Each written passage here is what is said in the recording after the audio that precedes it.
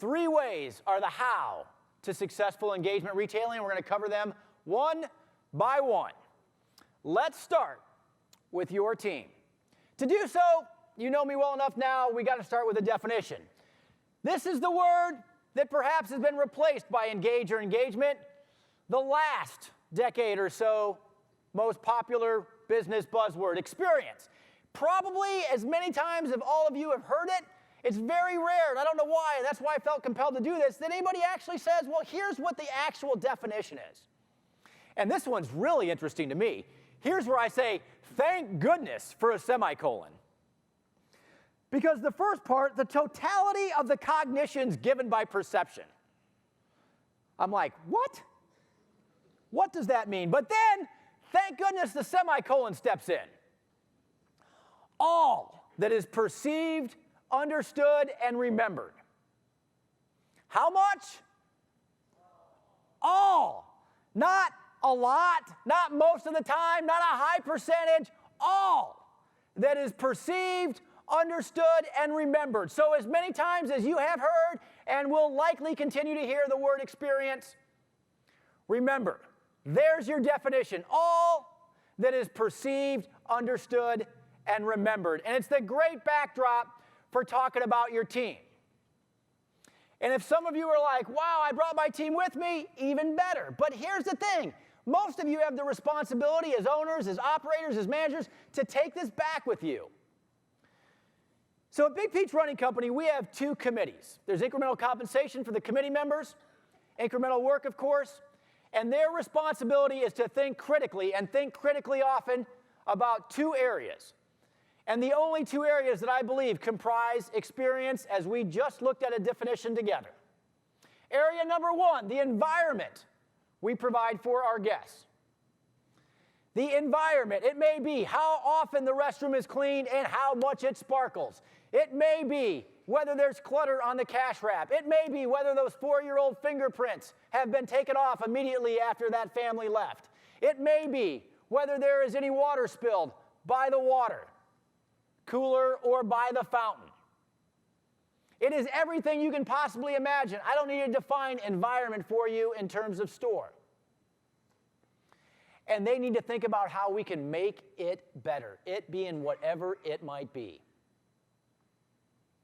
Water cooler levels always higher, bathrooms always cleaner, glass doors always clearer. Their sole responsibility on this committee is to think about every single thing they can as it relates to our environment. The second, the interaction we have with our guests. One of the things that came up a few years ago through the Committee on the Environment is our fitting stools, or where we have people sit when they get fit, aren't as comfortable as they could be. Some of them are kind of hard even. So we changed out all the fitting stools, and now there are these comfortable benches people can sit on. Some of them have backs. They're all cushioned. But at that point, you turn it over to the other committee. Now it's the interaction.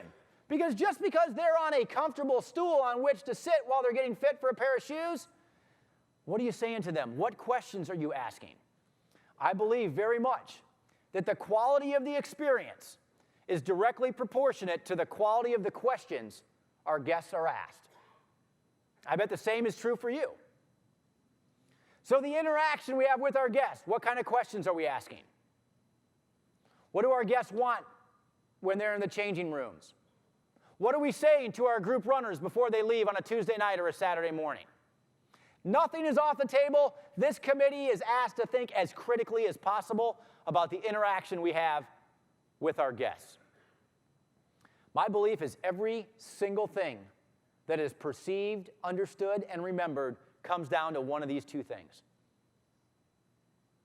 Our key is to get there before they think of something that would be on the negative side of what the broadcast tower might transmit.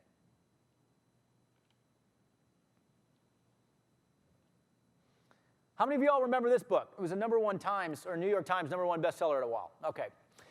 The reason this is under team, and again, we're all squirreled away in here, but regardless of the time zone you're open, or time zone you're in, you're open.